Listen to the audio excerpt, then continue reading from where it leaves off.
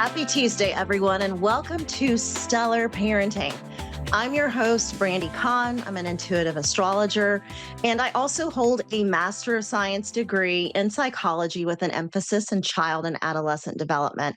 And I'm super passionate about helping parents to custom design their parenting approach based on their child's natal chart. If you're interested in working with me, please visit my website at brandicon.com. So today, we've got some really important transits coming up regarding Mercury. Mercury just went retrograde on Sunday, so we're going to talk about that. And then we have another transit with Mercury tomorrow. But first, I want to remind everyone that Mercury retrograde is not something to fear.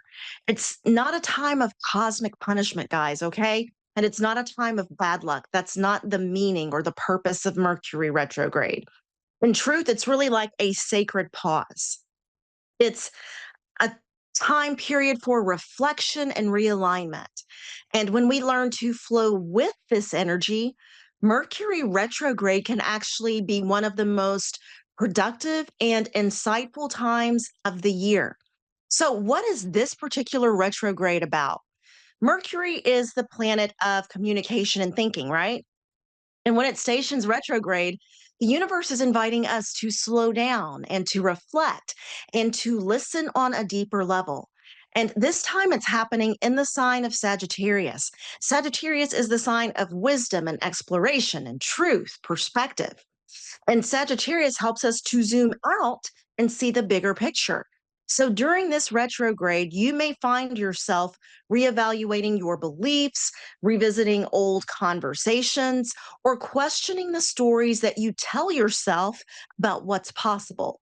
It's a time, this is the time to realign with your authentic truth. And if things feel scattered or uncertain, I want you to remember Sagittarius energy loves exploration, and Mercury moving retrograde here in this sign simply asks us to check our map before continuing on our journey. And sometimes that can mean travel delays, okay? Dealing with travel delays or communication mix ups. But on a soul level, this is all about truth and clarity. And this transit can really help you to release outdated perspectives so that new insight can flow in. So let's talk about how to work with this energy so that you can thrive during Mercury retrograde. What I want you to do, I want you to revisit and revise your plans. Okay. So this is the perfect time to refine your ideas and make improvements. Also, remember to back up your old files and double check travel details. And it's not out of a sense of fear, but more out of a sense of mindfulness.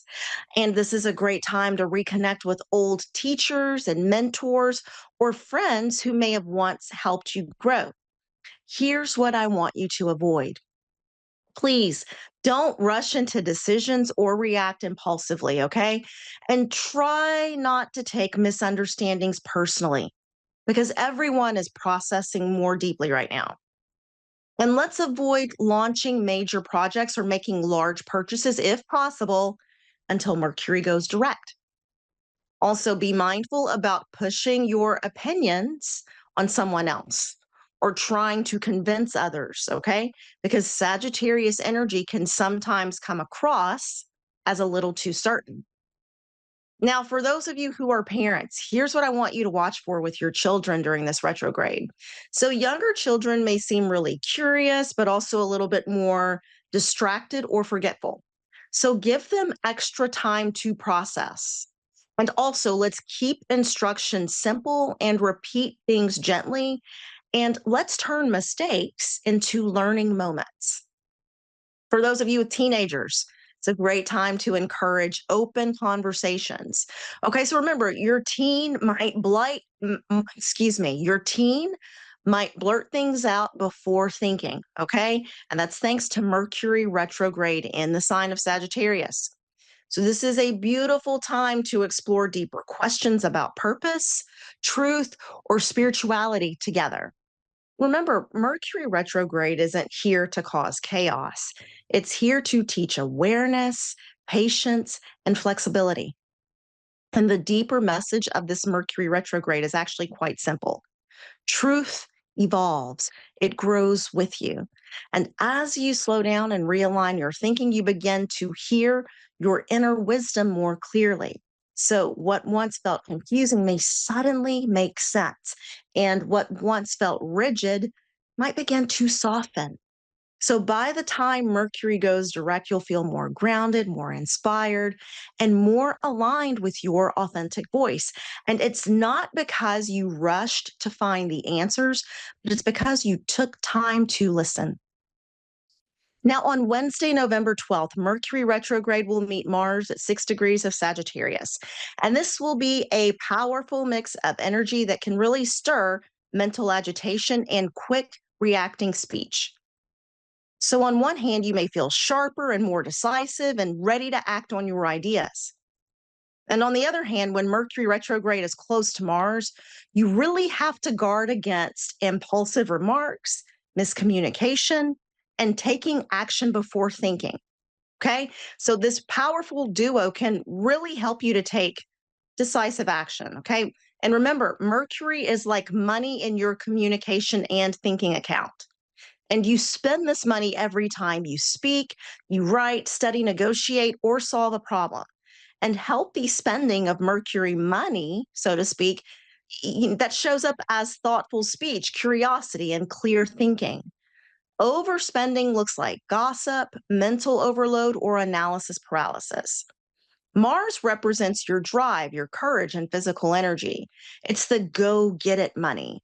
And you want to spend it purposefully on action and healthy passion, not on conflict, okay? Or making impulsive moves. Here's what I want you to do during this transit. I want you to pause before speaking and give your thoughts a moment to settle so that you're not reacting from impulse. Also, use this burst of mental energy for reflection and refine your ideas, sharpen your message, set clearer intentions. And it's a great time to ground your body through physical activity, breath work, or movement. Okay. That can show up and that can help us to channel this energy of Mars in a really constructive way. Here's what I want you to avoid, if possible. Avoid signing major contracts or launching major campaigns without reviewing. Okay. And don't let haste or a sense of impulsiveness push you into arguments or using sharp words because this Mercury Mars conflict really amplifies mental heat. And try not to ignore miscommunications and don't allow misunderstandings to escalate, okay? If they are allowed to escalate, usually it will happen very quickly.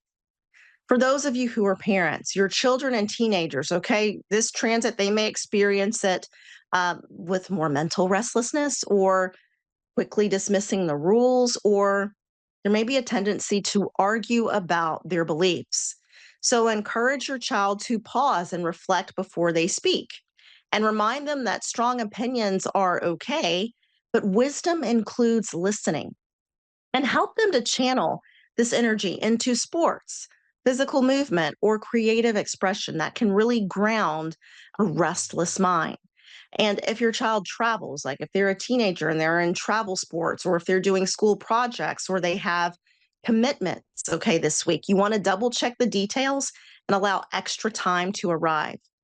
So this transit is not just about disruption, it's more about clarity, activation, and using mental energy in a really focused way. And with conscious awareness, you can turn this moment into a breakthrough rather than a breakdown, or a breakthrough rather than a meltdown. And those are the transits for this week. Make sure that you're setting your intentions about how you want to use this energy. Everybody has this energy in a bank account. That's what I want you to think of. I want you to think of everybody has this repository of energy, and it's almost like a bank account. But funny thing about it is, you get to decide how you're going to spend this money, this cosmic money in this bank account. How are you going to use the energy? Are you going to use it constructively? Are you going to use it to level up? Or are you going to use it destructively and in a way that's dysfunctional and hurts your relationships? So that's why it's important every week to set your intentions when it comes to how you are choosing to use the energy at your disposal. Like I remind you every week, the stars may guide us, but we hold the power at the end of the day. Each of you, you hold the power at the end of the day to shape your destiny. So keep shining your light bright. Have a fabulous week, and I'll see you back here again next week.